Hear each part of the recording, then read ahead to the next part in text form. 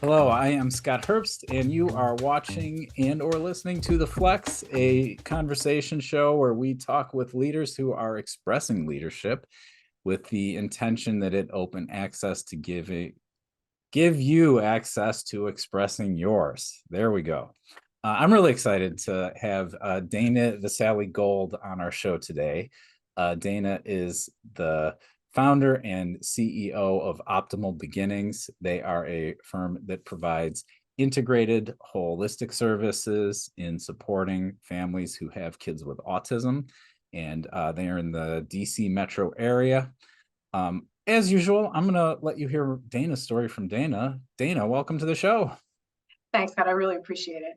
This is a unique experience for me. You are my first podcast, so I'm really excited about all of this. Awesome. Congratulations. Why, thanks.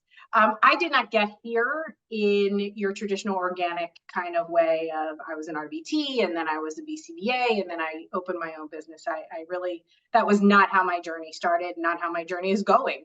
I kind of got involved in behavior modification and ABA early on in my college career because I was told I needed to do an internship and I didn't want to be a secretary at a psych office.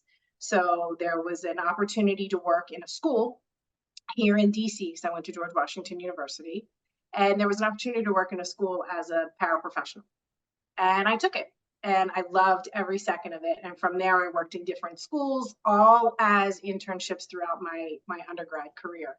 And then it came time to graduate, and I was older than my boyfriend. And my dad said, well, you have a choice. You can come home, you can get a job, or you can go back to school. And I didn't want to go home because I grew up in a very small town in New Jersey. And I certainly didn't want to get a job. I was not ready for that. I was not mature enough to handle that responsibility. So I decided to go back to school. And I had found a one-year master's program, again, at George Washington, where my boyfriend was. And I did that for a year and became a teacher in DC public schools. Disaster. Awful, awful, awful experience. My boyfriend and I moved in together at that time. We moved to Manhattan. Again, my dad was like, well, you need a job or you need to go back to school because you're not doing this living for free thing. So I found a job. And that's how I fell into ABA. I had no idea what those letters meant.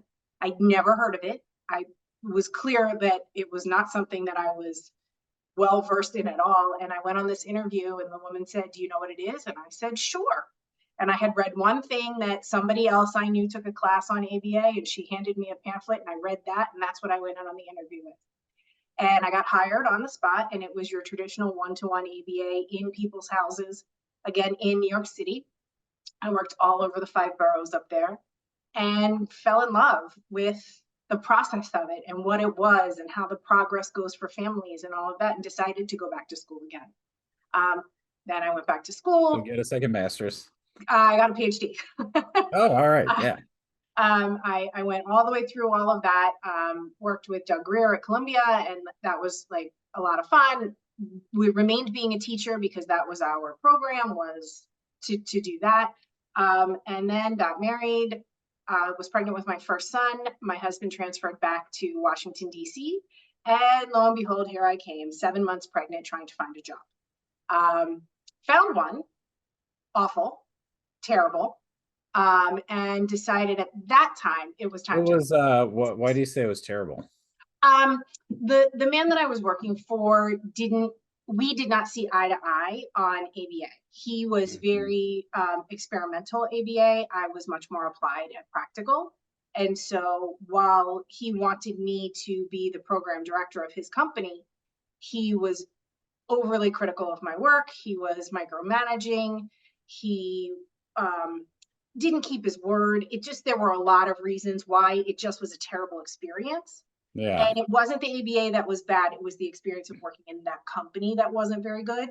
And that was how I got to opening my own company, because I was like, well, I see a need here in this area to change this drive-by BCBA model of ABA and actually step into these families' homes and be there regularly. And I only took enough clients where I could get to see those clients once a week.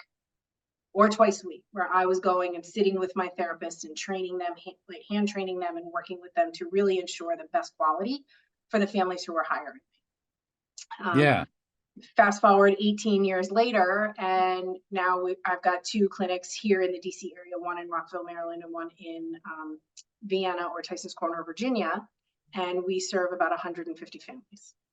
Awesome. I want to hear more about, I don't know how to ask this, but I hear it a lot from people in the field of behavior analysis that there is this like burnout and frustration of, like, I go to work for this company and the expectations are more, and it's not even that it's just like the expectations, it's more like the expectations against what I feel is actually like I care about and what I want to provide and what's meaningful. And um and so I'm just curious. And then you're like, I was able to start this company where I could actually maintain the integrity of my values. You didn't say that, but they can But hear that, that, I mean, right? that's accurate. Yeah. Yeah, so it never struck me as something that was comfortable when I was working one-on-one with a kid, in whatever setting I was in. That Yeah. to me didn't feel normal, didn't feel natural, and didn't feel it just, I can look back and put words together on it, but at that time I didn't really understand why it didn't feel right to me, but it just didn't. And I think that that's because coming from an educational background, I was never afforded the opportunity to work one-to-one with a child. I always had a classroom. I always Yeah. had 10, 12, 15 kids in there. It wasn't one teacher. I always had paraprofessionals who were wonderful and helpful and great. But at most, I think we had three adults in the classroom and anywhere from 6 to 15 kids. So Yeah. we were never staffed in that way. And it never made sense to me that here generalization was always the big thing with kids with autism. Even, almost 30 years ago when I started, it was like, well, we teach them this and then they have to generalize it. We teach them this and then they have to generalize it. Well, how are you expecting a kid to generalize something that they've never encountered the actual natural contingencies of that behavior? And Yes. that's the part that always struck me as weird. And I was like, okay, well, this is the way this world works. And so I guess I'll just do it. And I did that for a long time when I started my own company. Meaning you'll just do this like I'll one-on-one do the one-to-one thing free in trial. home. I'll Yeah. support what's going on at school. I'll support what's going on at home. I'll try to figure out the best ways to do this so that what I'm teaching at home transfers to school and vice versa. And even outside the home, like say the family wanted to go to the bookstore, right? Like how do you go to the bookstore? How do you go to CVS? How do you maintain yourself in the grocery store? Those kinds of things. But it still never really sat right with me that it was adult directed, adult led. It was a child and an adult. And here I'm expecting this child to be able to learn how to have a conversation with a peer, but I'm not a peer. I'm Yeah. not a child. And nor can I really effectively act like, I mean, if you ask my children or you ask my husband, they can say, of course you can. But, in reality, I don't look I don't look like that. And so it's really hard for those kids to translate that information. Plus, as adults, we have different social skills than kids. If you ever watch kids on the playground, they don't walk up to each other and say, "Hi, my name is." They start playing and then they'll hear somebody call another kid's name and that's how they learn. Or they don't walk up to them and say, "Hey, I like your shirt." Like that's adult social skills. And yet here we were teaching that to these little kids, and it made them stick out more in the playground. It made them stick out more on the playground. I mean, in the school Yeah. playgrounds. So it was just something about it was wrong. And so moving forward, when I decided that I was going to open clinics, I was going to focus on social skills that were done with a group dynamic. And at one time that was done in a group setting, but it was still staffed one-to-one. So for every child, there was an adult present. Mhm. Adults were feeding them the language. That very traditional model. And again, that was 2015, all the way up till about 2020, like during pandemic. when everybody, had a break from everything, I kind of sat down and had a moment to think and say, what about this feels good? What about this doesn't feel good? And in that, I really pushed the envelope, and we do not provide one-to-one, one-to-one ABA. We do not provide that at all in our settings. It is all at a minimum of 2-to-1, so that Yeah. there are so many other opportunities for kids to learn those collateral behaviors that they need in school, that they need in the environment, that they need to, waiting. You have to learn to wait. You can't just walk into the grocery store and jump in front of the line because you don't want to wait. It's not how that works. So, the burnout thing is real. And I encounter it now, not for myself as much, because I'm completely energized by the innovation and the changing and the challenging of the industry and the way things are going.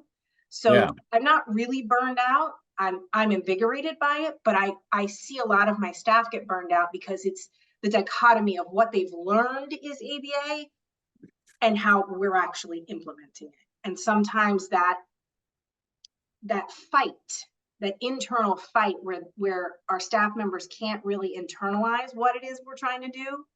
And that's where, I've had to really learn a new level of leadership and a new way of management, because I can't just tell them what to do. I have to walk it with them, because it is something so foreign to most people.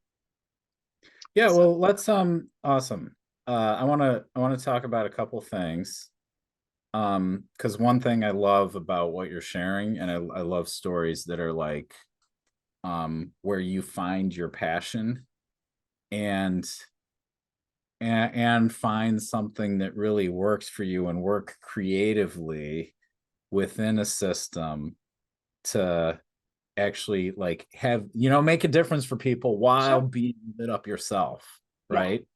And so I want to talk a little bit about the process. I know like the pandemic helped, it gave you an opportunity to step back, but could you talk a little bit about that process of when you stepped back, what you examined, just kind of what you went through to get creative and get clear on like, this is like, I'm going to have this work, right? Sure.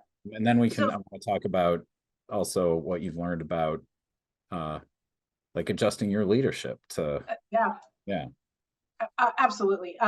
So in having that gift of being able to step back a little bit, it wasn't then that the idea first came into my mind. The idea really came into my mind in 2015 when I opened my first clinic, and I was like, this feels better. This feels more natural. This feels more real. This feels better for what. And this being creating a space where kids get to be with kids. In a facilitated environment that is not school, that is not, we are a more restrictive environment than a school. There are more grown-ups to, it is a smaller ratio, but we still are able to provide that natural engagement between peers and then help them figure out how to work that, instead of it being, okay, you have to talk to me, and then when you go play with Johnny, now you have to figure out how to talk to Johnny, because Johnny's not going to talk back to you. Whereas in our offices and in our clinics, Johnny's still not going to talk back to you, but now I get to work with Johnny too. And I get to work with two kids who their deficits are able to be addressed, because now I've got appropriate peers for them. So in 2015 was really where that started. And we were doing both things. We were doing in-home work, we were doing in-clinic work, we were doing group work, we were doing one-to-one work, we were doing all of it. And as the years went on, naturally, it started to kind of select itself. And where I was seeing the most outcomes for my clients, the parents that I was hearing from saying, you'll never believe it, we went to the pool the other day and so talked to this kid that they've only been looking at for 2 years. And that was the spark. That was the moment, was actually that story. And I was like, yes, this is it. This is what needs to be happening, because this is where it's at. And it was also at a time when in the DC area, we were getting a lot of ABA companies opening, little, mom and pop kind of things, very similar to mine. a lot of competition, a lot of people doing a lot of in-home. We also had a lot of competition in insurance funding. A lot of these new people were coming in and taking the bottom of the barrel rates from our payers, which made it really hard for me, who had a much larger company. But due to my persistence and a bit of dumb luck, I continued to negotiate the way that I knew to negotiate and came out, on top at this point. But, pushing that envelope and really getting to that point where in 2023, we stopped all in-home work. We do not work at all with our clients in-home. And that has created such advantage for our families and for our clients, because now there's that little bit of separation, right? The kids actually have a place where they go and they relax, and that's their home. That's not a therapy place too. Parents have a place where they can come and meet with their BCBAs and see how their kids are interacting with other people, right? The schools, it's not as transparent in a school. They might be able to go in for 15 minutes and see something on a special day, but a parent can call us at any time and be like, I want to come in on Monday, Wednesday, Friday, and next Thursday and see what my kid is doing. And we're like, great, what time do you want to be there? So it's a more transparent, more open kind of model that allows for parents to have more accessibility, and then more, I don't like to use the word training when I talk about parents, but training. So they get to have more coaching. They get to see in action the supports that we're providing, and then they can emulate those in their homes. And we can set up systems in their homes to make things more accessible for them and make those interactions much more meaningful between the families and between the family members. But evaluating that really came down to listening to the families and listening to the feedback that I was getting. And then how can I, because I'm ultra competitive, I was like, how do I win? How do I get every family to feel that way? What do I have to do to get every family who comes through my door to have that kind of positive experience and have that kind of growth that is meaningful for them? So that was how that all came about. And then again, looking at how do you, we are a for-profit business, and, how do I make money doing this? How do I sustain my lifestyle doing this? How do I do all of the things that I want to do while still making an impact? We are not backed by private equity. I've never sold my company. I'm 100% owner and run this stuff, every day. But it's such an exciting time for us. Yeah, I really want to underline that. And the thing I'm underlining is that I'm just hearing a lot of integrity between how you operate and what you really care about. Yes. And that, I mean, that's something I talk about in the work I do, is like, you got to have that alignment between word and action. And it's not just like, it's not about the good. It's not good. It's not that you should do this. It's really that your life actually works better, and you sleep better at night, and you feel better about yourself. And yes. Life is better when that alignment is there. For Right. sure. For sure. I think that's something that anyone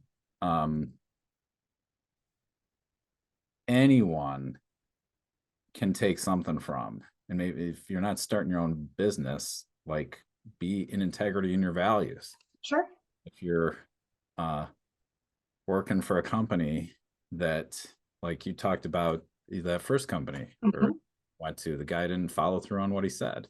No. Right? Yeah, like, don't tolerate that. No. And I didn't. And I remember having a conversation with him, and I had gotten my BCBA certificate, because back then that wasn't as big a deal as it is now. I mean, it was 2006. I went through safety care training recently, and the woman told me to write my number down, and I wrote it down, and she's like, "Oh, you missed it." And I'm like, "No, I didn't. I've been a BCBA for that long." What number are you?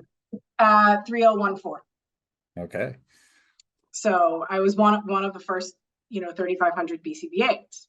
Yeah. And now they're up into like, 70,000 35,000, or something. Yeah. 50,000, something like that. And she's Like like, you missed a couple numbers. And I was like, yeah. I didn't. And so she's like, she's like, in all the years I've done this, I've never seen a number that low. And I was like, well, I mean, I've been a BCBA for 20 years, so that would make sense. Um, it's the field has changed so much. It has changed so much in these, like I said, I kind of got into it when I was 18, and so I've been doing this for 30 years. And so seeing all of this and seeing how it has changed and how the insurance markets have changed ABA, and how private equity and big business has changed ABA. I cannot compete with those companies, salary wise, size wise, number of client wise. I can't do it because, I mean, I could do it, but the quality of the services that I would provide, that I wouldn't be proud of. And like you said, I wouldn't be able to put my head down on my pillow at night and know that I'm doing the best job I can do.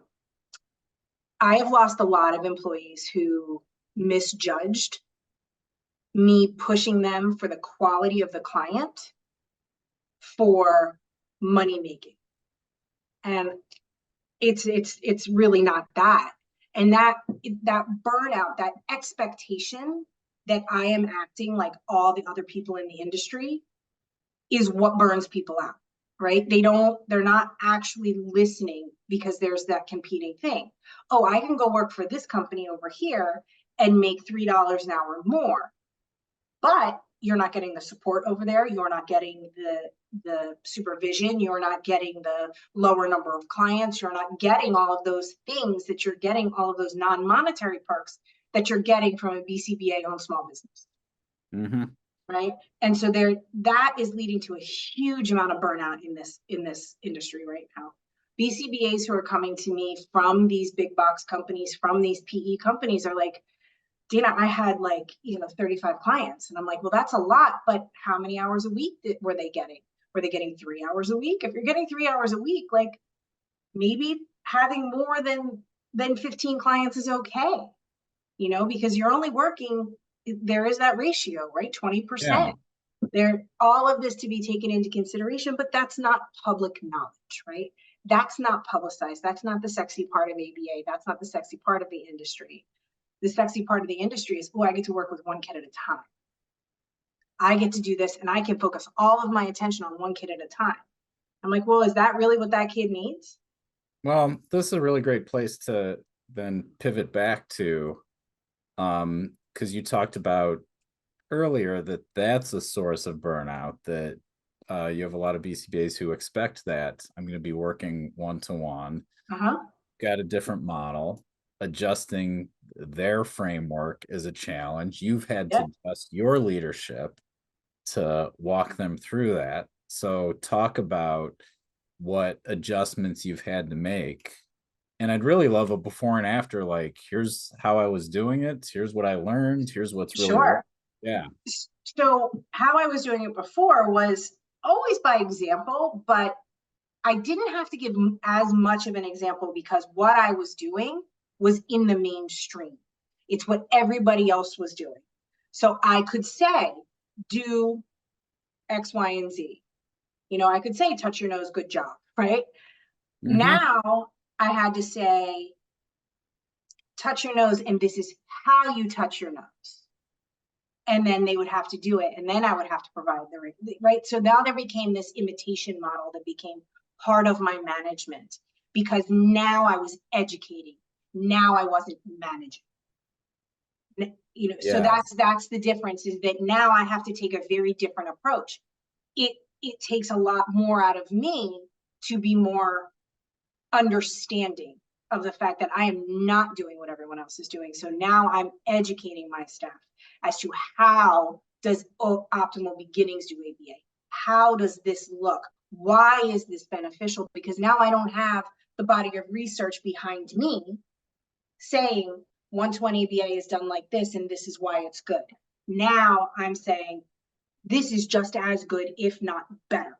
and this is why. So I have to do all of that other work, which has completely changed my mindset in management, because it's no longer stay and do. Now it's stay, show, say, show, stay, show, do, right? There's a lot more involved in it. Yeah, I'm getting a picture of, from the other model, it's like people come ready for that. Mm-hmm. So then management being like, okay, I'm going to set expectations. You know how to meet them. And then if you do or don't, like consequences, etc. Sure. And this is more like you've got them coming in with a skill set fit for this environment, and there's a gap between where their training is and the expectations here, and how you adjust behavior analytic principles to, like, Right. like this really, what would you call it, peer based? We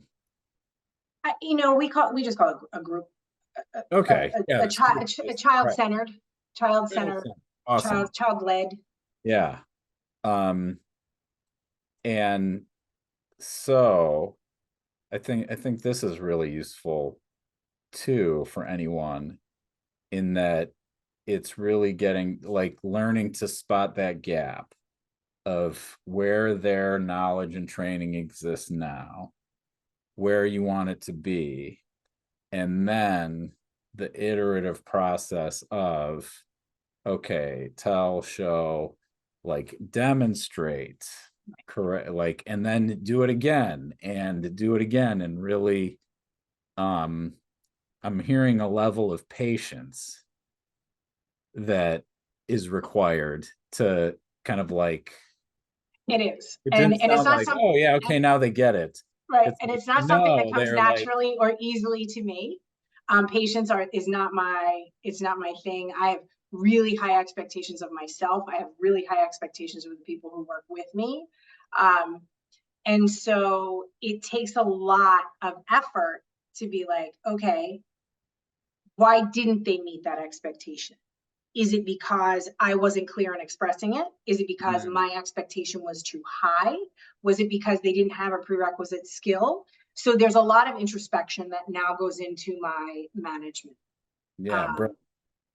Yeah, so a lot of breaking things down. We've recently changed a little bit of how our management team works, and I'm no longer really directly managing my BCBAs. I have one manager in each of my clinics.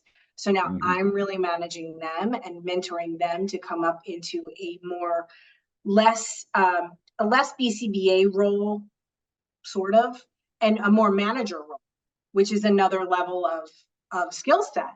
Because just because you're a BCBA doesn't mean you're a good manager. And yet our model assumes that. Our model assumes that BCBAs are good managers because they have to supervise RBTs. And so now we've spent a lot of time working with all of our BCBAs on how to be good managers, how to set clear expectations for your RBTs, not just have a check-in that goes, how's it going? Because that's going to give you absolutely no information whatsoever. Like, no, you're going to open up a complaint session of how all of the things that Optimal Beginnings is doing wrong because it doesn't meet the initial paradigm that person came into the job with. So there's been a lot of management changes in the way that we communicate with our staff. I don't ask those open-ended questions like that because they're not helpful in this model. They're not helpful in this situation. You end up with people who end up with hard feelings because they tell you something that I can't change, right? They're like, oh, well, we need to go back to one-to-one ABA. I'm like, that's not a reasonable suggestion. We're not doing that. That's not reasonable. So when I say to you, how's it going? And you say, oh, I wish I just had to work with client ABC. And it's like, well, you can do that in another company. You just can't do that here. So what do you want out of this? And a lot of people say they want that place. We give them that place to open up, and then we'll say, okay, well, what do you want out of this? And they'll say, well, I don't know. I'm like, okay, well, I can't work with I don't know. I need you to think about it. And that's also something that has changed a lot, is really pushing our people to think about what do they want, because maybe they are well suited to stay at OB and they don't know it yet, and maybe they need to move on, Yeah. and that's okay. How do you push people to look at that and connect with what they really want in a way that's meaningful? So we do a And I lot of, That's that question. There's something I want to get at okay, in the background, and but go ahead, talk. yeah, a lot of people, when we bring them in and with our training, even if they've had 10 years of experience, they have to go all the way through our training process, because again, our ABA is not done in your traditional ABA way. Yeah. So you have to do it. And so in doing that, we find out that people are teachable or not. Yeah. And if you can be coached and taught, then you can learn our model and learn to respect it. So that's like our first test. It's not really a test, but that's our first indicator, is if you're sitting in our trainings and you're absorbing the information and you're asking questions that are not gotchas. They're not the questions that are like, well, I read this research and it said this, so what do you have to say about that? Those people, they do not last very long in my company, because we are not people who are gotchas. We are respectful of each other. We want to make sure that everyone is learning and everyone is respected for where they are when they came into the company. Gotcha people don't last. They don't last very long. That's really our first indicator, is are you willing to open up your mind and hear what I have to say, versus take everything I say, twist it around so that it fits into your own schema and paradigm. Once they get through that, it's kind of smooth sailing. But if they're starting to hit bumps, typically it's not the model that's they're hitting the bumps with. Typically it's something outside of work that they're bringing in, and like their life feels out of control. So now they engage in bad behavior to get us to change something, so that then they're feeling some kind of control. So we have a really talented HR manager who has figured out how to kind of get to the end of these stories. A lot of times asking, okay, if you were in Dana's position or you were in my position, what would you do? How would you solve this problem? And typically they go with whatever we've already done. And if they continue with the I don't knows, or you're not listenings, or just those really attacking kind of questions, typically we choose to go separate ways. Because they're not going to, something about what we're doing does not mesh with them. And so that's kind of how we get to it, is conversation. And we have check-ins every 21 to 30 days to make sure that we are not letting this go so that people become a poison. Yeah. I'm looking at time. We're getting close to the end of time. But one thing I'm really hearing in bringing people along is asking questions that invite perspective taking. So it's less trying to solve the problems that they bring to you, and more about acknowledging that there's something there for them. Right. It may not even be the problem, right? It might be, I'm complaining because my home life isn't working and I just am in this state of like, everything looks kind of wrong to me now. Yeah. Right. 7 out of 10 times it is home life that is trickling over into work life. Yeah. Yeah. And so then asking questions that actually invite perspective taking and problem solving. Yeah. And it could be, I mean, from there, it sounds like it could be maybe, like maybe they actually occasionally would even have a good idea. Right. Yeah. Yeah. Like, a lot of times people do have good ideas. And then when they actually get enacted, they're like, hey, wait, that was my idea. I was like, I know, I told you it was a good idea. You just had to give me time to put all the other pieces together to make sure that the puzzle came together.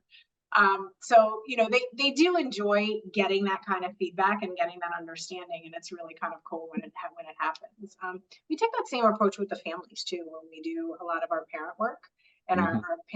our parent programming is not us telling parents what they need to be doing. It's us saying, okay, give us a problem. Yeah. What is the problem you're encountering today? And it could be different than yesterday, and it's going to be different from tomorrow. And we get it. I had a BCBA go out to a family's home and help mom declutter the kitchen. Now they have made dinner almost every night at home. Awesome. Yeah. And it was just like this little hurdle that mom needed, was that Hmm. she could not see the clutter for the clutter. She saw it for all the things she needed. Not, okay, you get to keep that, you just have to put it away. So we look at a problem differently when we're asked the questions of like, okay, well, I know you need this, but where do you want to keep it? And she was Yeah. like, oh, well, I can keep it in the drawer. And we're like, fantastic, let's put it in the drawer. And it's the same with our staff too. And that's been a huge, huge learning curve for my management is how to ask meaningful questions. Hmm. Because it's not something you're ever taught. No, we're taught to give answers. Right. And and our answers really don't matter unless people pick them up and adopt them. But what people will pick up and adopt is their own solutions. Right. So if you can ask questions that have them generate useful solutions, that's a pretty powerful thing. Yes, absolutely. And that's really what we've tried to do, is try to get people to be solution oriented. Like, sure, something at work is going to suck. I get it. Right. It's not all going to be roses and unicorns all the time. But when you encounter something that sucks, have the confidence to know that you can come up with a solution. So that's really how we treat our staff and how we communicate and how we lead. Awesome. I got a couple more quick questions as we wind down here. Sure. I mean, one, so we've talked a lot about where you've been. What's next? And what's on the horizon? Um, Remains to be seen. I really don't know. I've been a professor. I've done that. There's a couple of book ideas I'd like to kind of have some time to explore. More, talks, some research, but research really wasn't it didn't float my boat like I that. get it. Yeah. I'm much more the practitioner than I am the scientist. Not to say I can't do it. It just doesn't excite me in the same way as seeing that incremental change through the kids who walk through the door. Um, you know, I think OB has a lot of growth left in it. So I think for the next couple of years, we're going to really be focused on opening a couple of more clinics, but staying in the DC area. We used to be in Nashville, Tennessee, and it just was too much for me to manage. It was too far away. Hmm. And so, really focusing on keeping a really high quality product in the Metro DC area is definitely on the horizon. But developing my model and getting it out there, and that's what's really on the horizon. Is, as far as I know, I'm really the only one doing what I'm doing the way I'm doing it. So Awesome. And then what are you proud of? I'm proud of my grit. I'm proud of not backing down when I faced adversity of coming out with this new model. That I'm proud that I've transitioned into an education standpoint of this and being like, okay, great. I understand that you don't see what this is about. Let me talk to you about it. Just talk to me. And that I'm really proud of the fact that I was able to pivot in that way. I'm also really proud of my kids, and that they get to watch someone who has faced major adversity in the last 10 years and has come out on top, and they get to see that, and I see that coming out in them. I see the perseverance in my son, who is going to be a sophomore in college, and following his dreams and his passions and not backing down when he hits a wall. He looks at it as a hurdle, not a stop. And watching my daughter do the same thing. She hits a wall or she hits an obstacle and she's like, how do I get to go over it? Or maybe I need to go under it, or maybe I just go around it. But she figures out a way to get through it. And that's what I'm really, really proud of. Awesome. Last question. If people are interested, how do they reach you? You can certainly reach out to me via email at dvgold@optimalbeginning.com. You can find me on Instagram at Ask Dr. Dana. You can also follow on Instagram at Optimal Beginning. Awesome. You can also go on our website and fill out a form. There's lots of ways to find me. Awesome. Well, Dr. Visalli-Gold, thank you so much for being on the Flex and sharing your unique model and your I really appreciate, I just always love hearing stories about how people saw something as possible in a system that just wasn't built for it or wasn't used to it, and went for it and had it work and are inspired and fulfilled in that. It's I want that for everyone. So so thanks for sharing your story there. Of course. Thank you for having me. I appreciate it. My pleasure. And that concludes this episode. So thank you to all of you watching and listening for watching and listening. As usual, like, subscribe, press whatever buttons are on the platform that you're listening to, and we will see you back here next time.